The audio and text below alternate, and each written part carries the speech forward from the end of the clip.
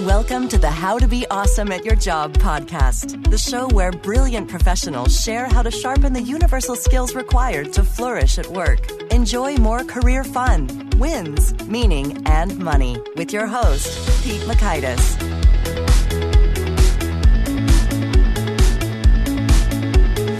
Hello, and thanks so much for joining us here for episode 166 with Bernadette Jiwa. We are talking hunches and how they can help you uncover your next big idea. So you're going to learn 1, how to begin trusting your gut, 2, the 3 qualities that cultivate good ideas, and 3, the skill of selling those ideas through storytelling. So if you'd like to check out the show notes or the transcript or the links to items referenced here, you'll find that over at awesomeatyourjob.com/ep166. And I encourage you, if you drop on by awesomeatyourjob.com, to check out some of our cool stuff. One thing I'll highlight is the Gold Nugget email list. So if you hear the episode and you're thinking, that's some good stuff, I should be taking notes, but you can't because you're running or you're driving. Well, we take the notes for you and send it right to your inbox each morning, the wisdom of each guest, summarized in an email you can read in under 2 minutes. So you can just sort of add your own notes for there. So you can sign up for that on the website or right from your smartphone by texting NUG to 444-999. That's text the letters NUG to the number 444-999, and you can sign up that way. Now, here's Bernadette's story. Bernadette Jiwa hails from Ireland, presently lives in Australia, and is a global authority on the role of story in business, innovation, and marketing. She's also an advisor to business leaders and entrepreneurs, a regular keynote speaker, and the author of 5 #1 Amazon bestsellers. Her website, thestoryoftelling.com, regularly tops blog awards in Australia. Her latest book, Hunch, released just last week. Here's Bernadette. Bernadette, thanks so much for joining us here on the How to Be Awesome at Your Job podcast. Oh, it's a thrill to be here, Pete. Thanks for inviting me. Well, we are going to be doing some talks about hunches. And so I'd like to kick it off by asking you, what have been some of your best hunches that have worked out in your work life or your personal life? Apart from choosing who to marry. Oh, that's a big one. That's a big one. We've been together a lot of years. It's 30 years, actually. Congratulations. Moving to Australia, that was a huge one for us as a family. I had never been to Australia before we moved here almost 12 years ago. And just had to trust our gut and go, as I say to people. And it's just been a phenomenal experience. And we love calling this place home. Well, so I'm curious, with the Australia move, where were you coming from and what were the factors? Apparently it was a hunch and not sort of data-driven analytics. Yeah. But that got you to say, yeah, let's do it. I grew up in Dublin and we lived in the UK for a lot of years where, we were living, working and bringing up our family. And honestly, it was, really a lifestyle choice. We just felt that it would be a good move for our family and work-life balance. And it has been. So in Australia, they're a little more laid back, or what's the difference? I think there's something about Australia that is a real get up and go culture, that there's this belief that anyone can do it. There are no barriers to entry. And I love that. I feel like it's a very level playing field here. So I'm not sure that's the same in all cultures and that everyone believes that. So I feel when you live in that environment, you're willing to take risks. So it speaks to some of the ideas we're talking about in the book, actually. Oh, perfect. Well, so let's talk about some of those. You had a very compelling question there, and I'll let you pose it, about the Dyson vacuum cleaner and yoga pants. What is it? Well, it's what do the Dyson vacuum cleaner, Starbucks, Instagram, Facebook, the GoPro camera, Lululemon yoga pants have in common? Tell us. They all came about not as a result of data-driven analytics, as you pointed out, but because someone who saw a problem that was begging for a solution trusted their gut and went for it and persisted. Okay. And so then tell us, when you talk about a hunch, do you have some layers to what makes a hunch, or is that just the sensation in your gut? That's a hunch. Well, as I define it, you could say, well, I've got a hunch that, it's going to land on black this time when we spin the wheel. And that's not what I'm talking about, really. It's not crystal ball gazing that we're talking about here. I am talking about, in the business and commercial sense and entrepreneurial sense, how we can learn to trust our gut by becoming more insightful and then having the foresight to do something about what we see. So insights that come as a result of noticing patterns, and we do that with practice. So getting better at asking questions. And then when we find that insight, having the foresight to see the potential in that idea and to make a prediction about what could happen if you went with it. So if we think about something like the GoPro camera, plenty of camera companies had the opportunity to invent that. They had all the technology and the resources, but Nick Woodman, a surfer who understood people wanted an action camera, started off with a small bet by creating a camera strap to try and strap cameras to surfboards so people who loved surfing could get shots of them surfing. And it went from there. So his insights came from being intimately aware of the people he wanted to serve and understanding their worldview and what it was they wanted to do. He had a lot of practice at noticing them. He was a surfer himself. And then he had the foresight to say, you know what, this could be a thing. He made a prediction that it would work, and he took a punt and invested a small amount of money and just went with it. All right. So I'm curious then, how can we have more of those in our lives? Oh, wow. It's interesting that people talk about where good ideas come from. And I've started asking people to reframe that and think about who good ideas come from or who good breakthrough ideas come from. And it's about the posture you adopt, your way of walking through the world. If you think about the people we admire and want to emulate, we perhaps think that, their special skill is, well, Elon Musk has a phenomenal IQ, or, a savant in Silicon Valley. Actually, there are lots of stories in this book about people from carrot farmers to physicians who just adopted this posture of noticing things in their world and noticing what was wrong and thinking about how they could fix it, what's happening that shouldn't be happening, and, connecting the dots from there. So partly it's creating this thinking time and getting rid of our distractions, being open to discovery, really. Okay. Well, so there's already several, real pieces there. One is noticing something. Two is thinking about that something and the opportunity there. And three is kind of protecting that ability to think by purging some distractions. So do you have some, best practices or examples or tips and tricks inside each of these? Well, in the book, I talk about the 3 qualities that you need to develop in yourself. When I was doing my research, I was compelled to find out what these people had in common.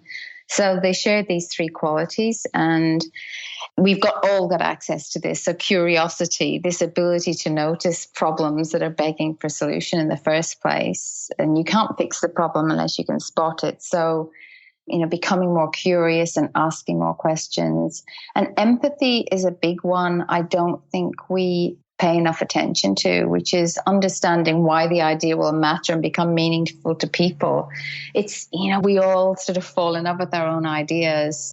And when you see a product that seemed like a good idea at the time, but didn't actually catch on, let's say something like a Segway, that's the disconnect there is probably a little bit of lack of empathy and understanding what a real person in the real world was, how they were going to feel, where they were going to use it, and how that was going to apply and what you needed to do to support that.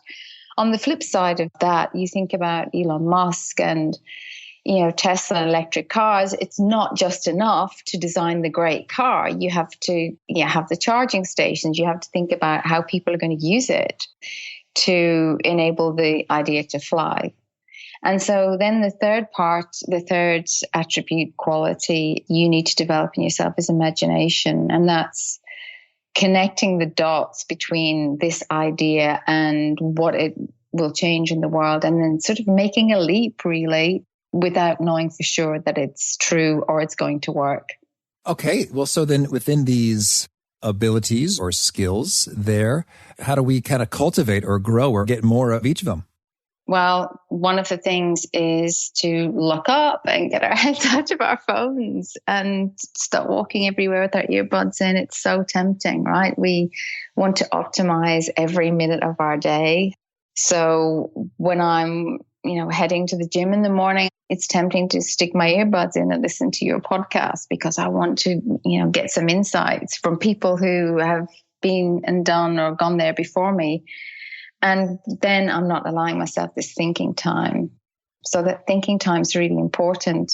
I was listening to an interview with Sarah Blakely, who is one of the entrepreneurs I feature in the book. And she talks about how she set up her life. So she's the founder of the Spanx underwear brand. She launched this business with $5,000. It's $1 billion business now. And she lives really close to her office. And she has a 45-minute commute because she drives a very long, circuitous route round. And that's her thinking time in the morning. She actually deliberately takes the long way around. So taking the long way around is really important, and giving ourselves time to think about our ideas and not just what other people are advising us to do. Oh, that's so great. So you have that time available. And so that enables you to have more curiosity and engage the questions and see where they go. And then how about some of the empathy piece? Yeah, well, it's understanding why the idea will matter and become meaningful to people. So think about the people who come to a cafe, for example. Why are they there? I've worked with a client recently, and his story is in the book. And what he did in terms of research and being empathetic about his customers, potential customers, was phenomenal. He went and visited so many venues.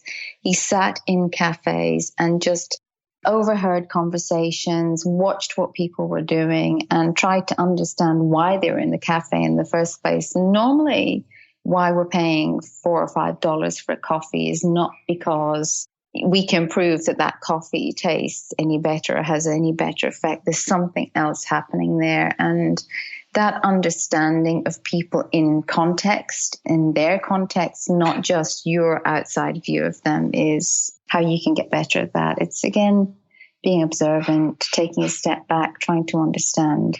All right. And so then I'm wondering, it sounds like these are pretty simple things in terms of just making the time and, walking and allowing some wandering and some observation. Are there any particular, exercises or challenges that you'd encourage folks to take on in terms of building up these capacities all the more?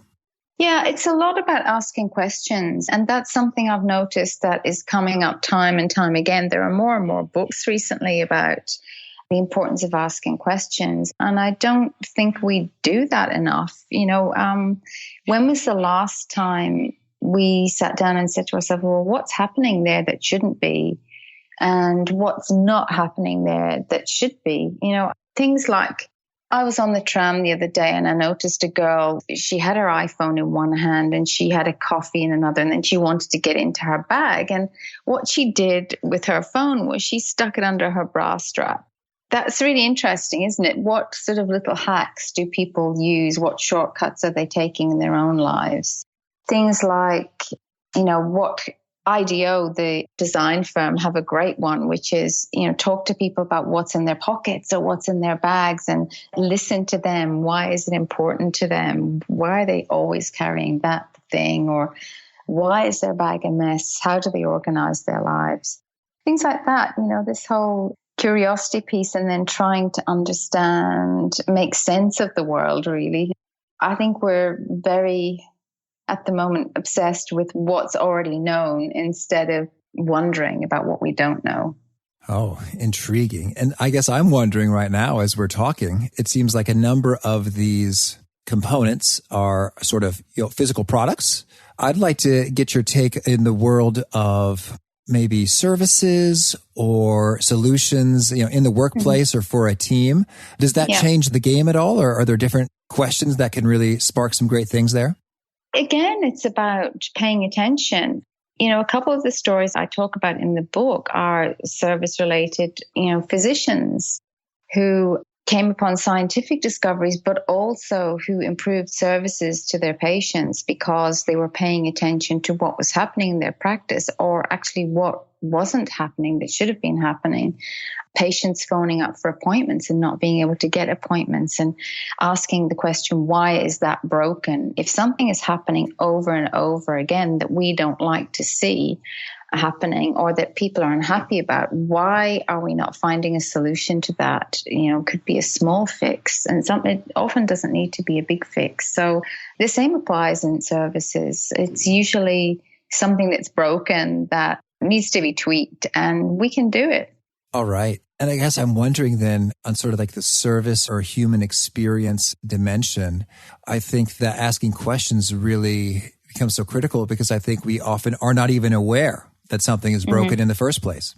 Absolutely. That example that I was speaking about was physicians working in a practice flat out thinking, right, we're maxed out with our appointments. We can't take any more. And coming up with a solution, which was, when patients phone on the day for an emergency appointment, let's not get the receptionist to try and defer them to another day. Let's give them a call back. Let's trigger something in our practice where the physician sits down at, coffee time and gives them a call back to make sure that they feel seen and heard, and that they don't need to see a doctor in an emergency situation, and we're not taking risks with our patients. That's one thing. I also have a fabulous client who's a dentist in Alaska in the service profession, obviously, and he has restructured his practice so that he can do most treatments on the same day. And that's his whole business model. Oh, that's so good. Yeah. I've been to the dentist multiple times. How do they do it? It's his way of working. It's his way of listening to the patient, understanding what it is they want, how he structured the business. I can send you the link.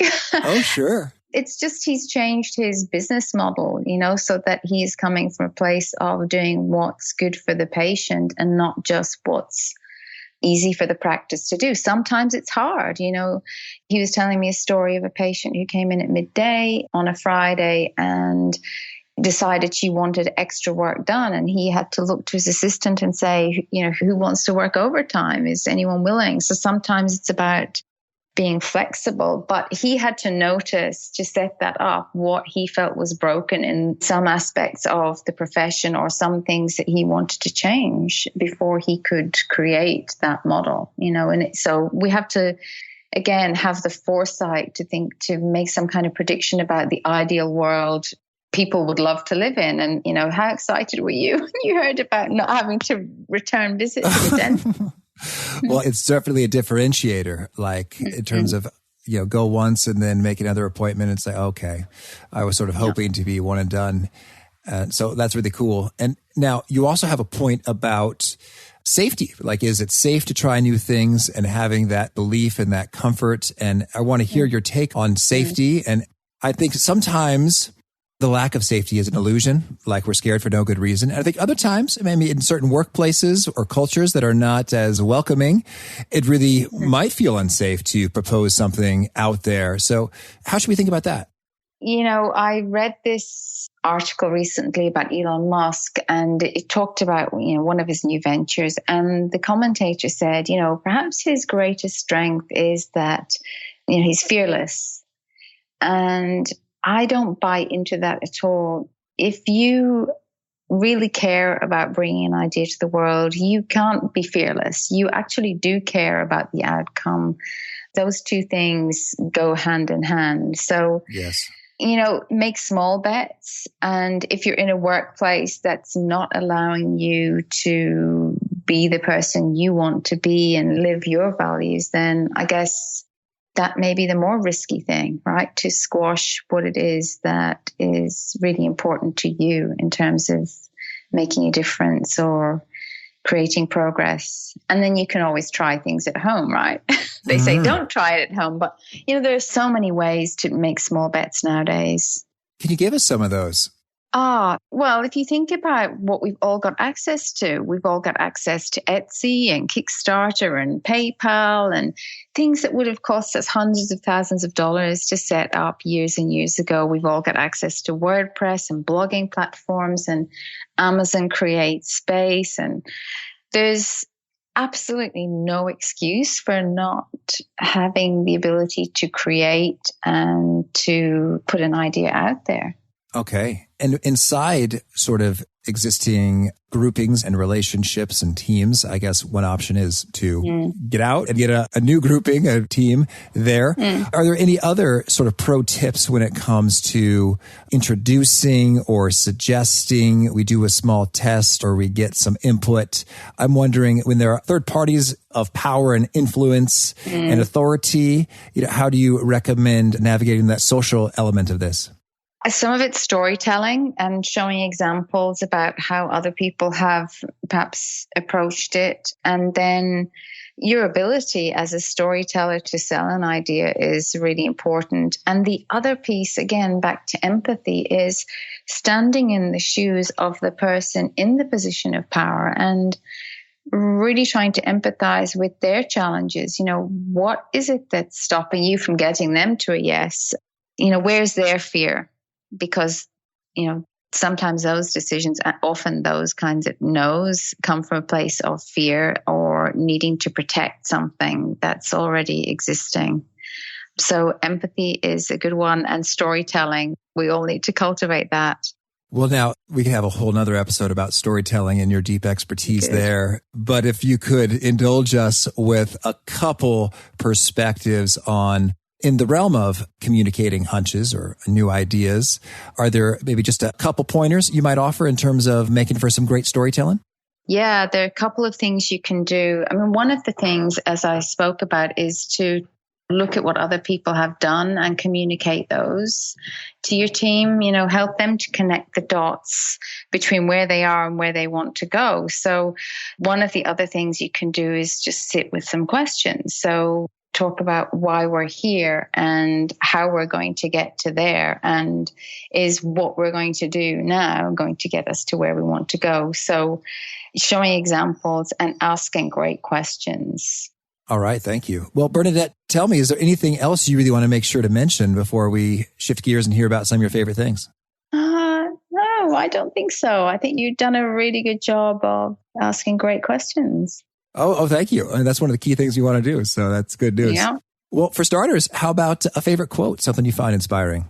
My favorite quote is something that I have quoted in the book at the very start, which is something my friend and mentor and one of my favorite authors has said to me, and that's Seth Godin. And he said, "You don't need more time. You just need to decide."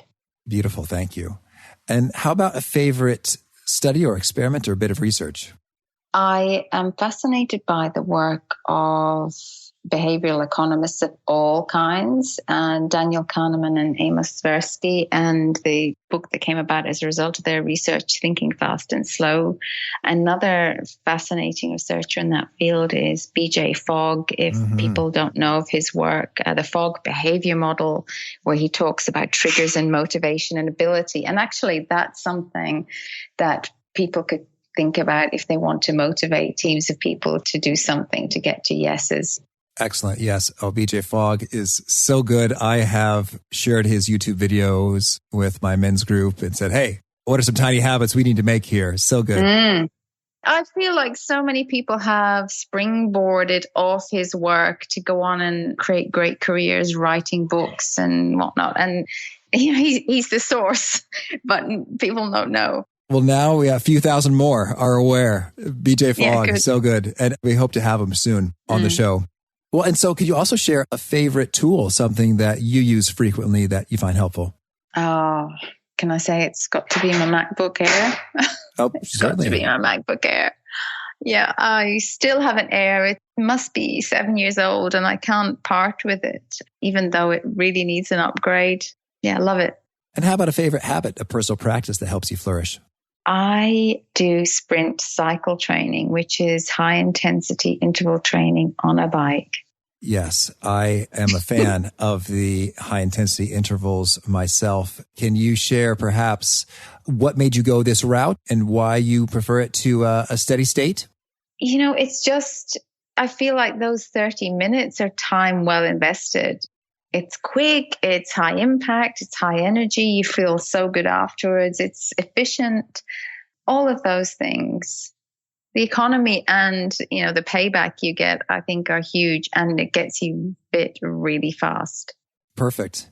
And is there a particular nugget that you share in any of your books or talks when you're working with folks that really seems to connect with folks, an articulation of your message that gets them nodding heads, taking notes, saying, oh, yes? The one that people seem to quote back to me most is, well, a couple of things. People don't buy what you do, they buy how it makes them feel. All right. And, if we think about everything from a $5 cup of coffee to a MacBook Air to whatever you can mention, that is the truth. The Harley Davidson, in anything big and small. And the other thing is product minus meaning equals commodity, and product plus meaning equals brand. Thank you. And if folks want to learn more or get in touch with you, where would you point them? My website is thestoryoftelling.com. And if they want to know more about the book that I've just written, it's hunch.how is the website for that book. Okay. And do you have a final challenge or call to action for those seeking to be awesome at their jobs? Yeah. Look up, question, notice, make thinking a habit, and then go and create something. Okay. Well, Bernadette, this is so fun. Thank you. Please keep on creating. Thanks, Pete. It's a pleasure to speak to you. For me, Bernadette's point about taking the long way around, giving yourself some time to think about your own ideas, not just what everyone else is telling you to do or demanding of you with the emails and text messages and pieces to respond to, makes a world of difference. And I've had some really cool results ever since I carved out some time every day in my calendar for I'm just going to execute what I truly believe and know to be most important based on my protocols, algorithms, heuristics, spreadsheets, priorities, values, etc. Just kind of saying, all right, this is the stuff that matters the most, and this is the time that is protected and guarded for that to happen. And then to have that opportunity for just the creative fodder that can pop up when you've got that space then and there to tackle your stuff, and then suddenly newer ways of doing that come about, and it's been really cool. So I encourage you to absolutely try to find and protect some of that space so you can rock and roll with your creative hunches. And again, if you'd like to check out the show notes or the transcript or the links to items referenced here, it's at awesomeatyourjob.com/ep166. And I hope you'll push subscribe so you'll be sure to catch folks like our next guest. It is Nick Campbell. He's talking about how to do work you love, both in terms of getting that work in the first place and then enjoying it and growing in it while you're doing it. We talk about conspiracy theories and it gets funny. So I had a lot of fun with it, and I think you will too. So I hope to catch you there, and peace. Thanks for joining us for today's episode. To get the most out of this conversation, visit awesomeatyourjob.com to find today's show notes, transcript, and infographic summary cheat sheet. For more entertaining professional skill sharpening, be sure to subscribe to catch the next episode of How to Be Awesome at Your Job.